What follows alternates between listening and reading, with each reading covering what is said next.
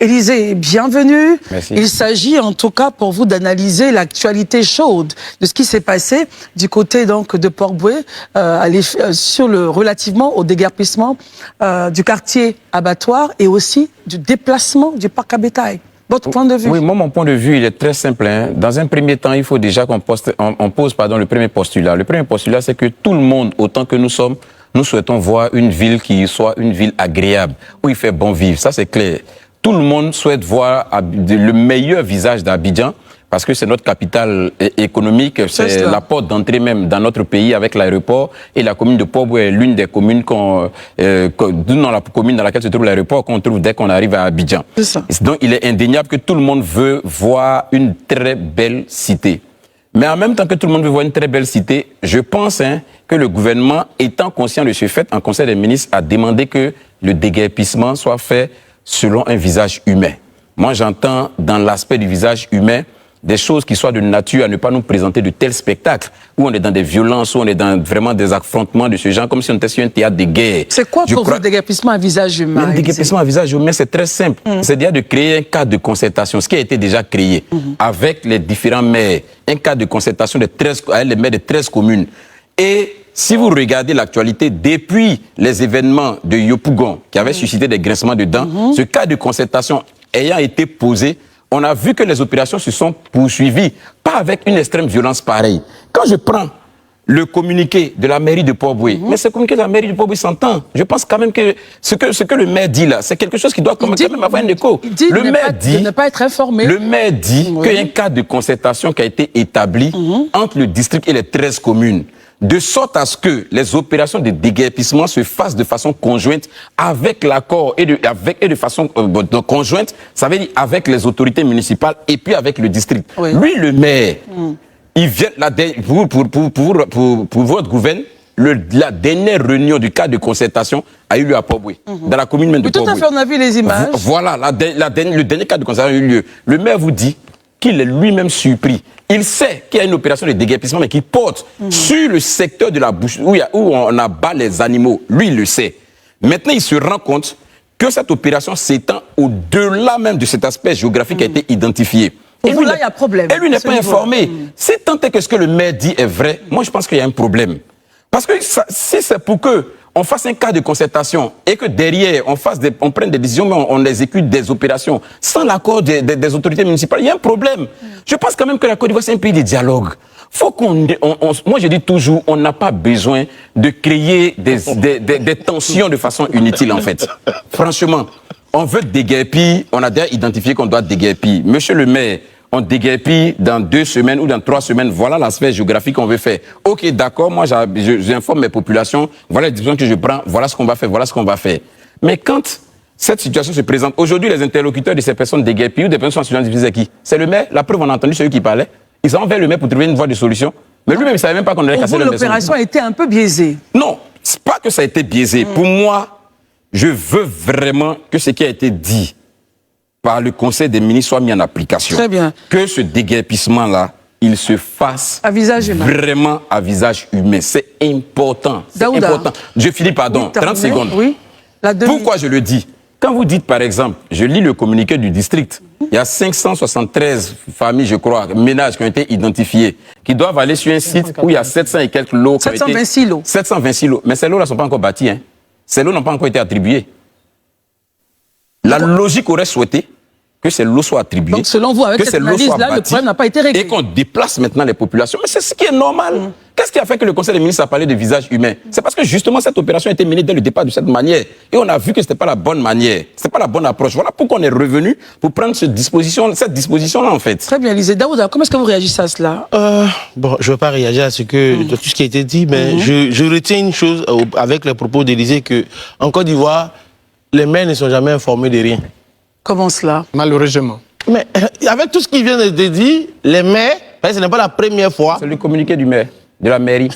C'est une fuite en avant. Permettez que les mairies en Côte d'Ivoire, peut-être que c'est le mot maire qui pose problème, peut-être que, comme je le dis, je retiens que les mairies en Côte d'Ivoire, lorsqu'il y a une opération du district autonome d'Abidjan, ils ne sont jamais informés de quoi que ce soit. Mais avant qu'Élysée n'arrive sur ce plateau, je pense qu'on a eu le temps d'en débattre.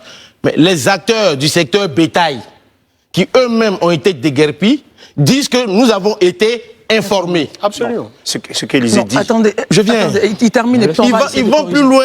Ils appellent leurs camarades du secteur bétail à les rejoindre à Adjamé, malgré quelques inquiétudes. Moi, là où je trouve qu'il y a un problème, c'est qu'aujourd'hui, ces situations de violence qui ont eu lieu, c'est parce que justement, il y a de la politique qui est en back-office. Parce que la question que tu as posée à M. Djerasouba, il t'a répondu quoi? Il a répondu. Nous sommes Ivoiriens et généralement, quand il y a élection, ils viennent nous voir. Mais justement, parce qu'il est dit, le gouverneur district, lui, il n'est pas élu. Il n'a pas un mandat électif. Et le maire ayant un mandat électif va dire, à chaque fois, je ne suis pas informé. Pourtant, toi-même, Élysée, tu dis qu'il y a eu, le dernier conseil a eu lieu à Port-Boué. Mais comment se fait-il que, après ce dernier conseil-là, après tout le débat qu'il y a eu... Non, tu vas réagir, Élysée, mais je termine, s'il te plaît. Voilà. Après tout le débat qu'il y a eu, après toutes les dissensions qu'il y a eu entre les différents maires et le district, même on a reçu le député maire Assele Temoko ici, finalement qu'ils ont eu à discuter, et qu'aujourd'hui encore, tu ne sois pas informé de deux choses l'une. Soit le maire de Port-Boué est de mauvaise foi, soit le gouverneur du district d'Abidjan est de mauvaise foi. Élysée, une seconde et puis on passe à Maurice Kombo et ensuite Herman. Pardon, juste Daouda, je comprends ce que tu dis, mais pardon, quand on parle, il faut qu'on apprenne à s'écouter en fait. Mais bien sûr, oui. Voilà, c'est important. Ce que j'ai été très clair, et le communiqué de la mairie de Port-Boué est très clair et sans embâge. Le maire vous dit que dans les échanges, il a été effectivement indiqué qu'il allait avoir une opération de déguerpissement. Tu t'es redit. Permettez à ce qu'il termine. Dans un secteur qui a été bien défini, le secteur où il y a les bétails. Est-ce que tu es arrivé au quartier abattoir? Le quartier abattoir ne se limite pas au secteur de parc à bétail. Si tu connais Port-Boué, tu sauras que le secteur abattoir, qu'on appelle le secteur abattoir, j'aimerais qu'on l'écoute. s'étend sur une grande surface. Le maire vous dit que le secteur bétail là, ça a été convenu effectivement dans les échanges que ça devait être déguerpi. Et je pense même que ça, c'est il y a longtemps. Il y a eu plusieurs relances par rapport à ça. Mais il vous dit, lui, il est surpris du fait que l'opération se soit étendue au-delà du secteur bétail sur d'autres habitations. Question pour vous. En 2018, le même site avait été déguerpi. Et le site appartient au district. Est-ce qu'on part sur un postulat de dire ils ont été déguerpis en 2018 et puis, ils reviennent, ou, enfin, on ne sait pas par quelle magie ça s'est passé. Non, le site a été oui, mais le fait qu'on les déguerpisse à nouveau, est-ce que le district n'est pas dans ses droits?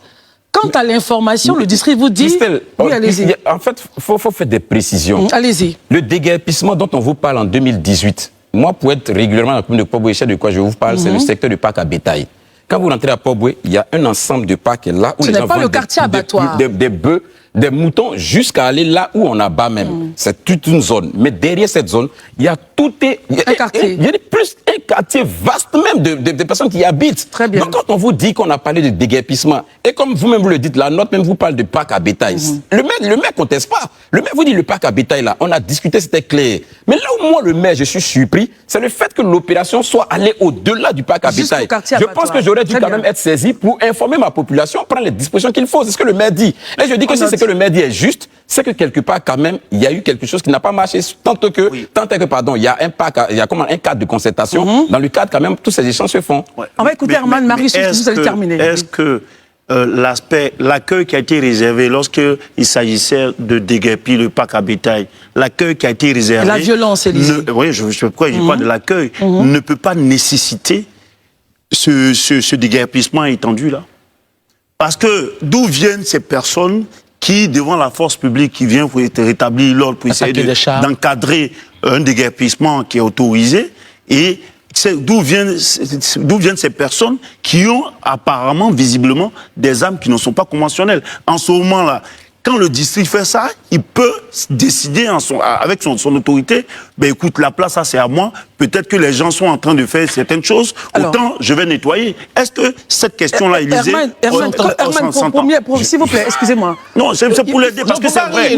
C'est vrai, c'est vrai que... J'aimerais qu'on puisse essayer d'expliquer un peu. Quand on dit armes non conventionnelles... Quand je dis armes non conventionnelles, vous-même, vous avez vu carrément des chats, on a dit chats incendiés. Le porte-chat. Et des forces de l'ordre qui ont été, certains qui ont été touchés par des armes à feu. 2 perceuses ont été... Ça veut dire que des personnes, il y a des personnes, qu'elles soient des badauds ou des bandits. Donc selon vous, il y aurait donc des armes là-bas. Donc, mais quand c'est comme ça, la place n'est pas à toi. Autant je vais régler mon problème.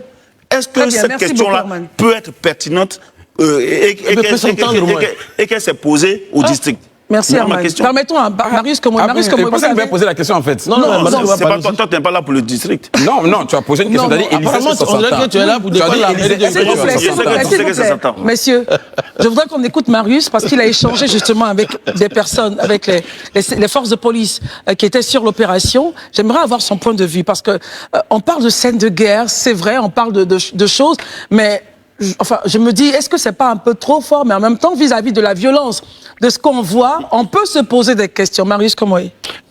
À Port-Boué, tout récemment, des populations habitaient sous des emprises de couloirs électriques. Il y a eu mort.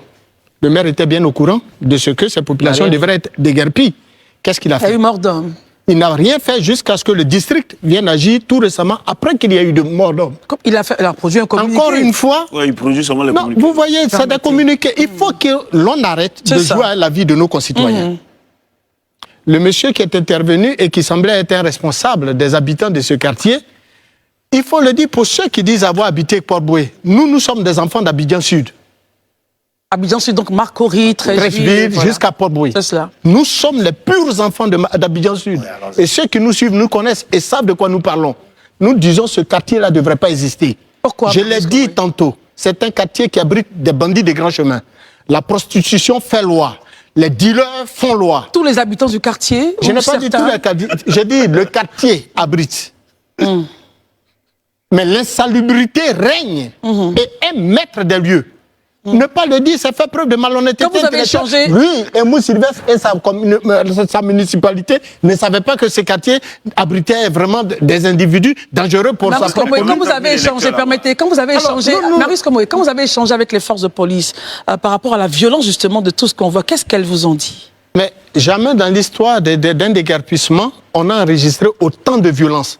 Eux-mêmes se sont demandé comment ces gens ont pu réaliser ce qu'ils ont eu à faire. Avec les images que nous voyons. Mais voilà, c'est un véhicule de la police qui a été caillassé et incendié.